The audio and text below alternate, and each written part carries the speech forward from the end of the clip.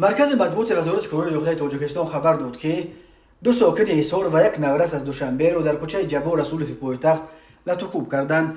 بنا به اطلاع رسمی به شعبه وزارت کارهای داخلی یک در نوحه سینو با عریضه مرد 27 ساله ساکن شهر حصار مراجعت نموده است که 19 می سال 2023 تخمینا ساعت 15:30 هنگامی در کوچه جبا رسولوف با همراهی رفیقش مرد 26 ساله ساکن شهر حصار و نابالغ 17 ساله ساکن پایتخت قرار داشتنشان مردان 40 36 و 34 ساله ساکنان ناحیه همدانی و شهر دوشنبه از احساسات افباشه به یگان اساس آنها را دشنام‌های خبی داده لطوکوب کردند. اینچنین مرد 36 ساله با استفاده از کارد شکاری به آنها حمله نموده به سر یکی از آنها یک مرتبه زده با کارد چرخ اتومبیل تمغه مرسدس اسپرینتر را زده سوراخ نموده از جای حادثه غیب شده است. در نتیجه به جبر دیده ضرر جسمانی و مادی رسانیدند. تفصیلات دیگر حادثه و سبب مناقشه گفته نشده است.